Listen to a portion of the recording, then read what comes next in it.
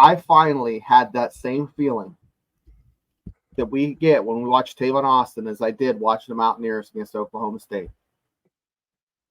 Yeah, they really tore it up. All those rushing yards, 389 or whatever it was. I mean, that's the best performance I've seen out of West Virginia team under Neil Brown era. Period. The whole time Yeah, that Neil Brown's been there, that was absolutely the best game. Now, is Oklahoma State that bad? Or because I look at it this way too. This is going to be a big shift this week because last week we played a team that is probably on the biggest downcline in over a 20-year Mike Gundy era. This that Oklahoma State game is on the downcline. Oklahoma State team. But this week we were playing Iowa State, who's probably got in the biggest incline. They are in the biggest incline in the history of the program, not just in the Matt Campbell era, in the history of the program. They're on the biggest incline right now. We talked about this before the season started. Hey, Iowa State's a really good team, and look at it. They're not letting us down on what we said. We said West Virginia was a good team too, and this was going to be a key game. And guess what? Here we are, peaking at the right time. It looks to me like.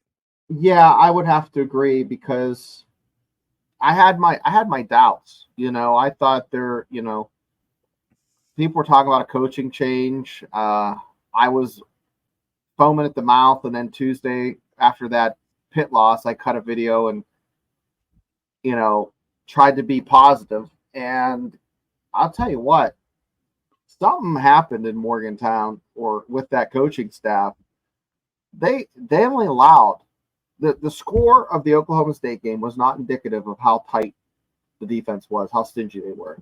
So, that only 7 points until they put in, the backups, but 30 yards rushing. I mean, but I go back to the Pitt game and they let up that block punt get returned for 6 points. And Iowa State, we're going to be going into the next segment talking about Iowa State and how good they are. They needed this. I mean, just for the pure swag, you got the new unis. You got the fact that they put a beating on a team that they have not had their number, but 2 of the past 4 years they've beat. So, Joey, what do you think West Virginia, if you had to rank them from 1 to 5 as being peak, or are they past peak and coming back down? What number would you give them going into this week being a night game? Well, between 1 and 5, I think. Well, the way we played the other day, this past Saturday, I would have to have given us a 4. On the peak level. I think we could have been a little bit better in our passing game, and that's the only thing. Yep. So, but the defensive secondary, they played a lot better than they played. The defensive line played a lot better than it's played, and the defensive line's not played bad at all the whole year. They just maintained what they've been doing the whole year. Defensive line looked good. The offensive line just looked like they were just manhandling and pushing them wherever they wanted them to go.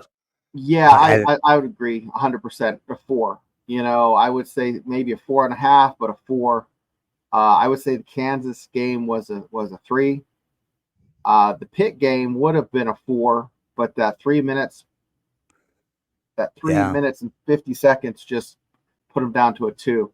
So we got some folks in the chat. Caden the Man, thanks for tuning in. Michael DeHart, thank you for popping in and saying hi. So, I would have to say this night game is pretty significant because you have it on a major, it's prime time, and West Virginia, how can I say this? They don't sell well, they present well on nighttime TV. It looks intense. It looks, they're able to capture that palpitation, the atmosphere. atmosphere. Atmosphere, Yeah. right? Yeah. Yeah, they can capture that, and if you can bottle that, people will buy it. Because I'll tell you what, the LSU game 12 years ago had that. Virginia Tech games, 15 20 years ago had that when Virginia Tech would come into Morgantown on a Thursday night with Mike Vick. And, Shiano had those good Rutgers teams that played West Virginia on a Friday night. Those were electric. They're both ranked. Heck, go way back to, 93, Miami coming into Morgantown for a night game.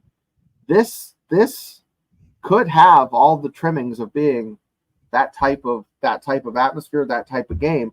I just hope the Mountaineers hold up their end of the bargain and compete at a high level. One thing that bothers me about this week's game, and don't get me wrong, I understand the nature of the uniforms and a salute to the coal miners here in the state and everything, and I love that and agree with it. But here's the problem I have with it.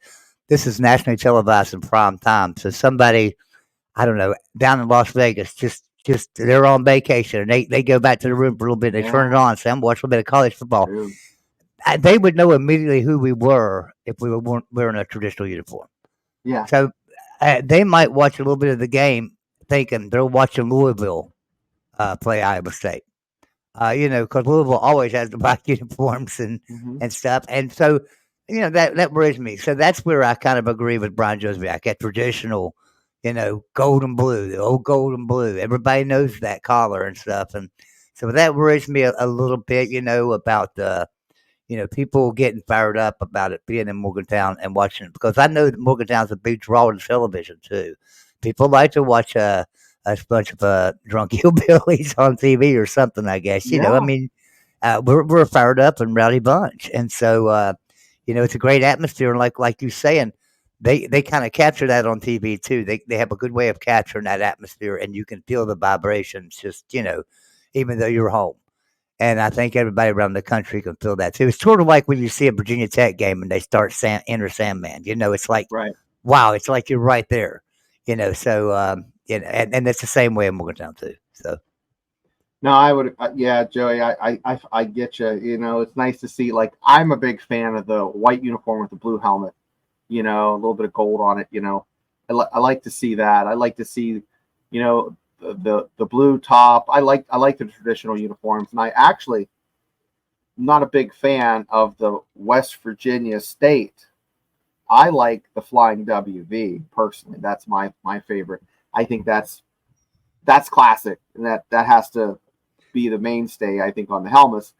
They change it up, but I like what I like, and that's what a lot of folks. Well, you say it's classic, but actually the state on the helmets what's the classic. That's the older one. But I think more contemporary fans like, if you put the state of West Virginia, they're going to look at that and like, oh yeah, that's WVU. You see that Flying WV, you're like, oh, that's WVU. What it is? Excuse me. You have to be. Hold on. But no, the last game, a Kansas game, they had the gentleman who designed that is a Kansas grad, attended the Kansas West Virginia game, and you have to realize that older people like me that have been watching West Virginia football forever, seeing that logo on the side of the helmet, it's kind of like watching it from yesterday for us. I enjoy it. That's true. I enjoy it. The Flying WV, it's iconic. Everybody knows that logo without a doubt. So, I like that logo better. Don't get me wrong. But the classic logo just takes me back, sometimes. I get you. Yeah. Now, this, I never liked the gray uniforms. Never was a big fan. I think they just did not look good. Now, the gray basketball uniform, I am a big fan of, but totally different. But let's get back. We're going to go to the next segment, which is going to be Iowa State, guys. Well, they're 5-0 for the first time since 1980, and they have not been 6-0. If they beat West Virginia, they'll be 6-0 for the first time since 1938. Yeah, so they got a lot on the line here. Iowa State was good last year, and then what really got them fired up over the offseason was they lost to Memphis in the Liberty Bowl. And, it seemed like the whole team just banded together and said, we're returning, coach. We're coming back. And nobody left. And it's like they've got everybody. And so then they start out the year just absolutely annihilate North Dakota. and then they go to Iowa. Go to Iowa. I know they're Iowa State and the same daggone state, different bands altogether. They went to Iowa and beat Iowa. 20-19. Now Iowa's since proven that they're not the greatest team, but you know what? Anybody can score 20 points on Iowa's got a pretty damn good offense. Yeah, I'll tell you Iowa's that right now. still, even though they lost to Ohio State was 35-7, Iowa win 80% of the games they play in the Big Ten. That's just they're a good team. And so if you're wondering how good the Big Ten is, just ask USC right now and ask Washington how good USC they is are. definitely feeling the pain, and they're going to definitely feel another pain when Penn State comes into Southern California and puts a whooping on that sunshine ass.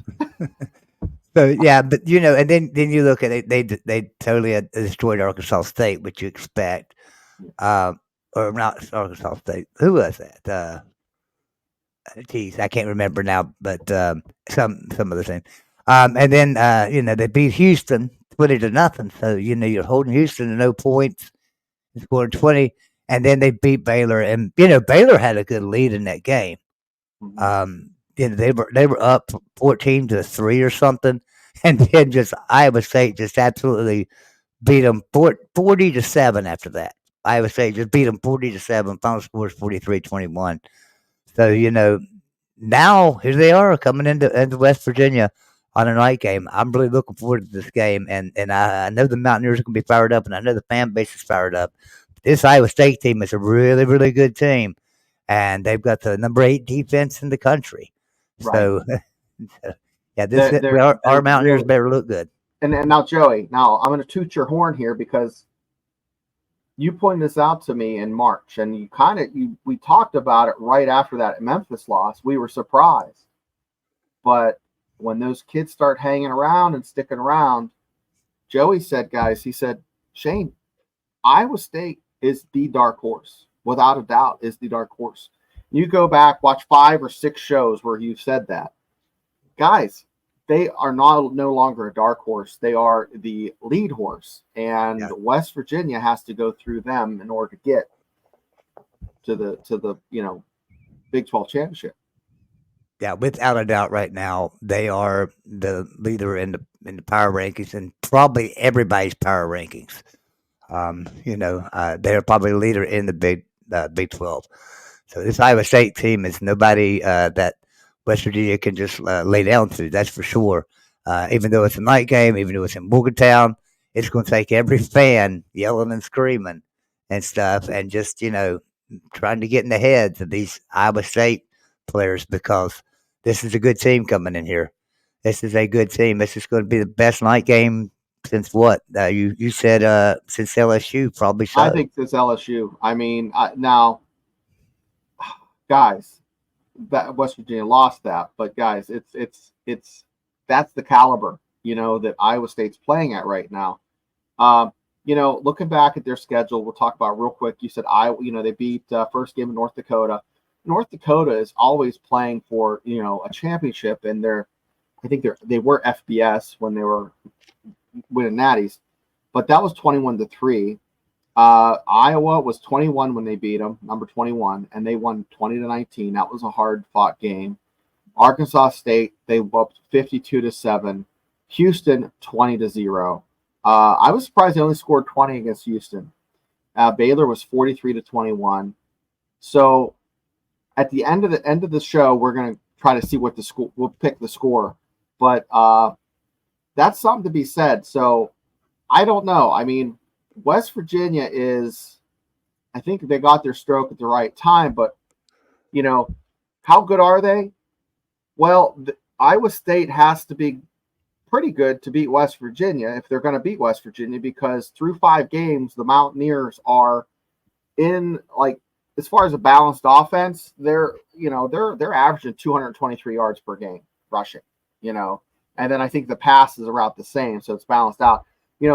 Other teams that are doing that is Ohio State, Tennessee, Penn State. So they're in that's some good company to be in. So West Virginia's not terrible. Iowa State's pretty good. So I guess once again, just like, when Kansas came to town, we're like, oh, we'll see how good West Virginia is. We're going to say it this week, and we're probably going to say it next week when Kansas State comes to town, right? Mm-hmm. Yeah. So